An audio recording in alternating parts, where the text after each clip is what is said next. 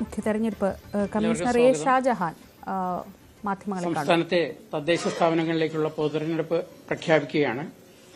ഇതോടൊപ്പം മാതൃകാ പെരുമാറ്റച്ചട്ടവും നിലവിൽ വരികയാണ്. സംസ്ഥാന തെരഞ്ഞെടുപ്പ് കമ്മീഷൻ 1995 മുതൽ കൃത്യമായും 5 വർഷം കൂടുമ്പോൾ സംസ്ഥാനത്തെ എല്ലാ തദ്ദേശ സ്ഥാപനങ്ങളിലേക്കുമുള്ള പൊതുതെരഞ്ഞെടുപ്പ് നടത്തിവരികയാണ്. കേൾക്കുന്നില്ലേ?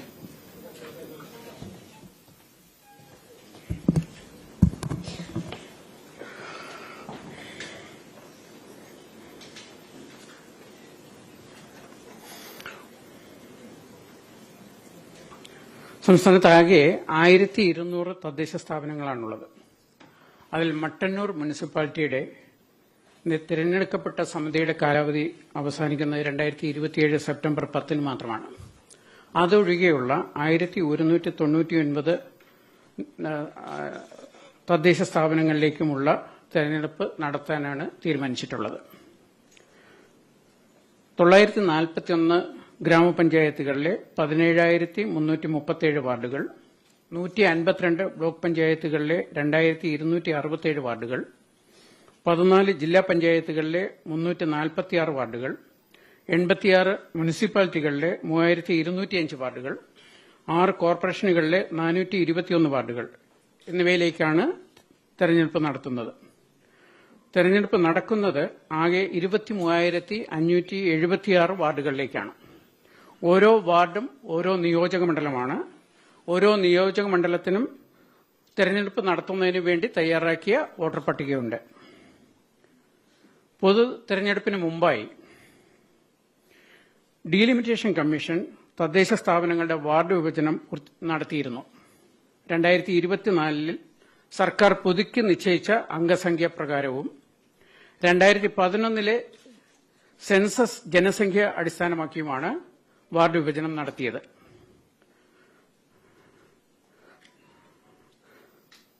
സംസ്ഥാനത്താകെ 1200 തദ്ദേശ സ്ഥാപനങ്ങളിൽ ഉണ്ടായിരുന്ന 21,900 വാർഡുകൾ ഡീലിമിറ്റേഷൻ പ്രക്രിയ വഴി 23,612 വർദ്ധിച്ചിട്ടുണ്ട്. പുതിയ വാർഡുകൾക്ക് അനുസൃതമായി വോട്ടർ പട്ടിക തയ്യാറാക്കിയിട്ടുണ്ട്. ഈ വോട്ടർ പട്ടിക തയ്യാറാക്കുന്നത് 2020 പൊതുതെരഞ്ഞെടുപ്പിന് ഉപയോഗിച്ച വോട്ടേഴ്സ് ലിസ്റ്റ് 2023 2024 സമഗ്രമായി സംക്ഷിപ്തമായി പുതുക്കി പ്രസിദ്ധീകരിച്ചിരുന്നു. 2025 2 തവണയായി സംക്ഷിപ്ത പുതുക്കൽ നടത്തിയിട്ടുണ്ട്.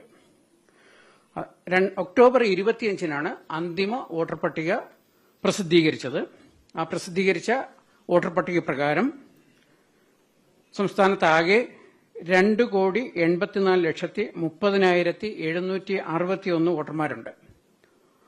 2,84,80,30,761 വോട്ടേഴ്സാണ് നമ്മുടെ അന്തിമ വോട്ടേഴ്സ് ലിസ്റ്റ് പ്രകാരം നിലവിലുള്ളത്. അതിൽ 1,34,12,470 പേർ പുരുഷന്മാരും 1,50,18,10 പേർ സ്ത്രീകളും 281 ട്രാൻസ്ജെൻഡറുകളും ഉൾപ്പെടുന്നു. പ്രവാസി ഭാരതീയർക്ക് ഉള്ള വോട്ടർ പട്ടികയും തയ്യാറാക്കിയിട്ടുണ്ട്. ആ വോട്ടേഴ്സ് ലിസ്റ്റിൽ 2,484 പുരുഷന്മാരും 357 സ്ത്രീകളും ഉൾപ്പെടെ പ്രവാസി വോട്ടർമാരായുള്ളത് ആകെ 2,841 പേരാണ്. ഒക്ടോബർ 25 പ്രസിദ്ധീകരിച്ച അന്തിമ വോട്ടർ പട്ടികയിൽ ഉൾപ്പെടാത്തവർക്ക് പേര് ചേർക്കുന്നതിന് നവംബർ 4, 5 തീയതികളിൽ വീണ്ടും അവസരം നൽകിയിരുന്നു. അതോടൊപ്പം ഒഴിവാക്കലിനും ഭേദഗതിക്കും സ്ഥാനമാറ്റത്തിനും അവസരമുണ്ടായിരുന്നു. അത് നടപടികൾ പൂർത്തീകരിച്ച് സപ്ലിമെന്ററി ലിസ്റ്റ് 14 പ്രസിദ്ധീകരിക്കും. നവംബർ 14 പ്രസിദ്ധീകരിക്കും. അത് അംഗീകൃത രാഷ്ട്രീയ പാർട്ടികൾക്ക് സൗജന്യമായും മറ്റുള്ളവർക്ക് വില വാങ്ങിയും നൽകുന്നതാണ്. വോട്ടെടുപ്പിനായി ആകെ 33,746 33,746 പോളിംഗ് സ്റ്റേഷൻസ് ഉണ്ടാകും. ഗ്രാമ, ബ്ലോക്ക്, ജില്ലാ പഞ്ചായത്ത് വാർഡുകളിലേക്കുള്ള വോട്ട് രേഖപ്പെടുത്തുന്നതിന് പഞ്ചായത്തുകൾക്കായി 28,127 മുനിസിപ്പാലിറ്റികൾക്ക് 3,604 കോർപ്പറേഷനുകൾക്ക് 2,015 പോളിംഗ് സ്റ്റേഷനാണ് ഏർപ്പെടുത്തിയിട്ടുള്ളത്.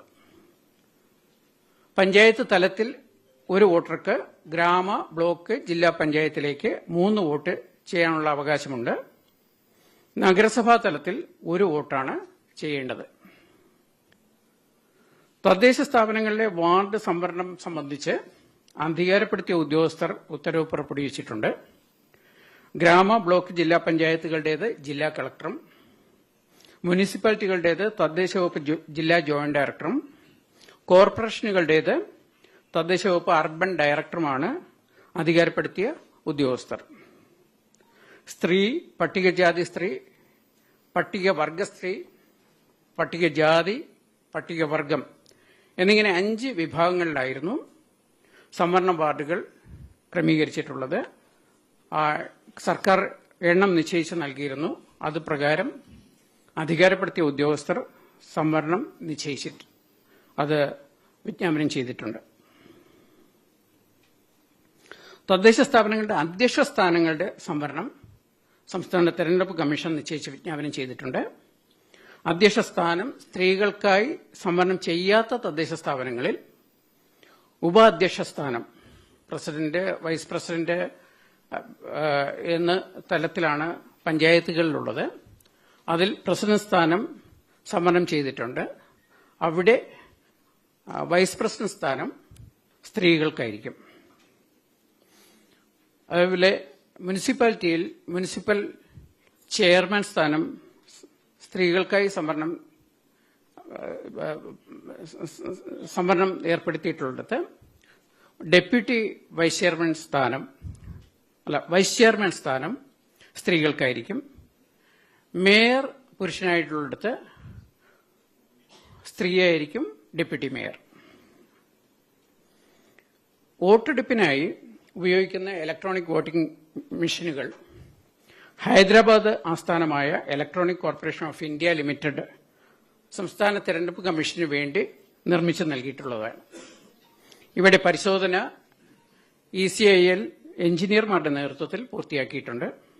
50,693 കൺട്രോൾ യൂണിറ്റുകളും 1,37,922 ബാലറ്റ് യൂണിറ്റുകളുമാണ് അത്തരത്തിൽ പൊതു തെരഞ്ഞെടുപ്പിനായി തയ്യാറാക്കിയിട്ടുള്ളത്.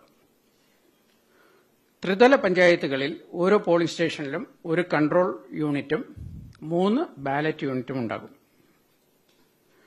പരിശോധന പൂർത്തിയാക്കിയ